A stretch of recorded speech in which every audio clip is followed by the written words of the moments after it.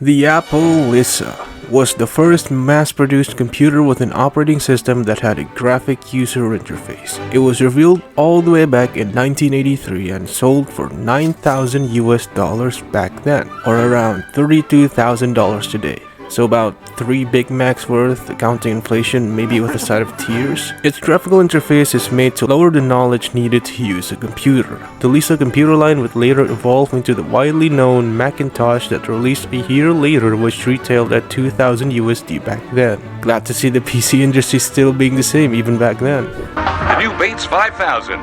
Throw your 4000 away. It's a piece of shit. These computers were one of the first pioneers of user interface with graphics that are widely available, completely abandoning the old command line style of user interface, which sparked decades of study and research into making the best user interface and experience to the general masses. And now, 4 decades later, all those research is thrown into the trash and every UI change decision now is made on a whim. Why? Because fuck you! It's no secret that everything in the world is not invincible to enshittification, where every corner needs to be cut because the big billion-trillion-dollar company needs to squeeze every single penny out of the customers, with subscription service existing, subscription service prices increasing, subscription service being the norm, physical media being phased out, and also subscription service. One of the things I thought was quite unimportant in the grand scheme of profit was UI design. It feels like every single app or website nowadays tries to make the UI design so much worse than what it could have been. I first noticed this back in around 2021, where there was a trend in UI design to follow TikTok's UI with a big plus sign on the bottom middle part of the app to act as a shortcut for you to upload your content. It didn't have to be for uploading content. Some remnants of this era of UI interestingly lies in mobile banking apps, at least here, with a big QR button in the middle bottom where the upload button is supposed to be. I thought it was intriguing at first, but it wasn't too annoying or bad, so I just put it off. And for the most part, that trend fell off on its own, and now each apps are doing their own thing, so good for them. But now I feel like UI design or updates to their designs don't really follow any sort of philosophy anymore. And it pisses me off. Most of you that use Twitter will know what I'm talking about, as they, for no reason at all, switched out the share button position to the share via chat button. What the fuck was the thought process of this? Did you just want to present to the shareholders that there are people using this feature? Even then, the most people have done is misclick and then just share link normally. But this type of change is fucking horrible, but annoyingly across time, the muscle memory to click that share button has changed. And knowing them, in a couple of months, they're probably just going to change it back again, so yeah, fuck you. But Twitter's little change to their dialog box isn't the whole reason why I made this video. I'm not that petty. At least, not yet. But instead, I made this video for something more personal to me. When I got done uploading my second video on my country, Indonesia, which you should go watch after this by the way, I went to open YouTube Studio and saw this abomination. Now, to the uninitiated, this UI may look alright, fine.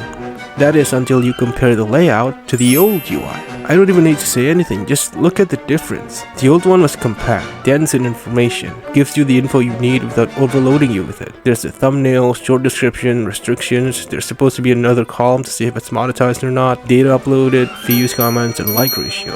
It was perfect. It was dense, but readable.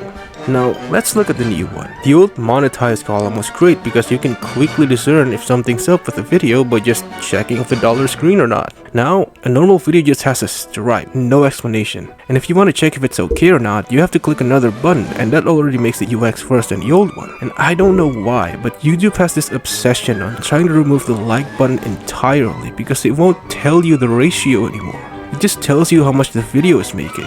Now, if I recall, the whole reason why dislikes were disavowed in the first place was because it affects the mental health of creators negative. But I feel worse and more pressured when I'm met with a money statistic the second I open the goddamn website. So which is it, YouTube? Hell, like ratios are useful because I can tell if the audience likes it even if they don't comment, and now it's just tucked away in like 3 different tabs. Dislike my videos, dude. Let me know. Don't do that actually. Like, and it's even worse on the mobile app because I genuinely don't know if a video is fine or not because it shows nothing. Aside from the creator's side of things, even the viewer's experience is worse because they keep making nonsensical decisions to worsen the experience. Like, I have to use a row fixer for YouTube add-on on Chrome, otherwise the homepage looks like this.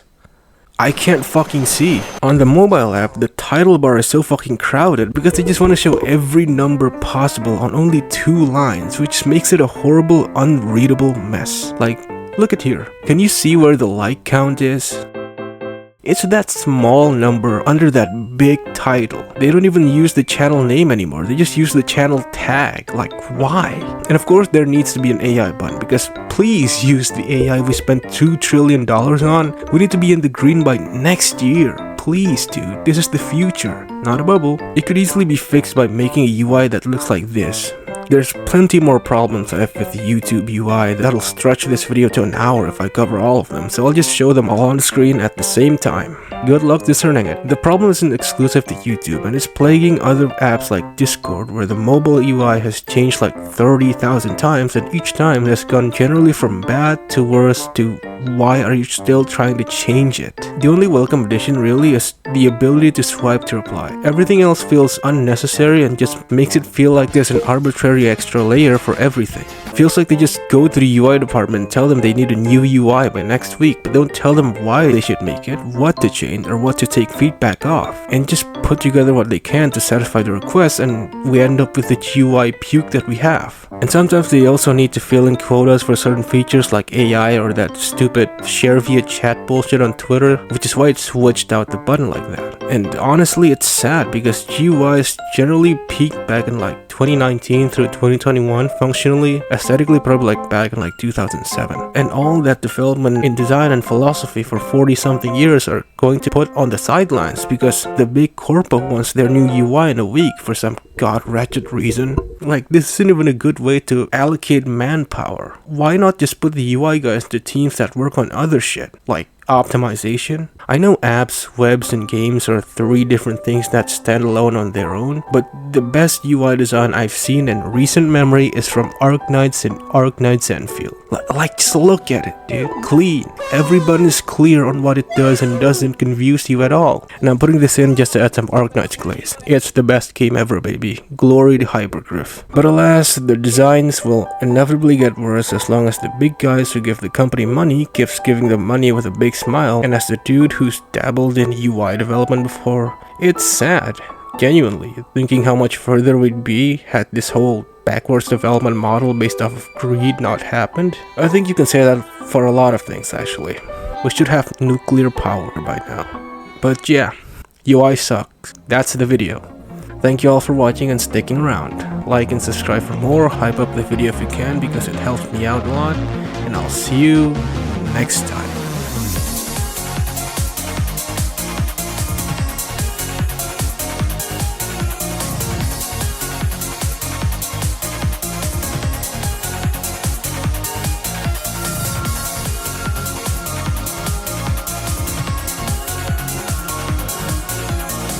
I am a fucking architect. God damn it, I'm just stuck selling shit furniture because someone won't get off their fat fucking ass and fuck me.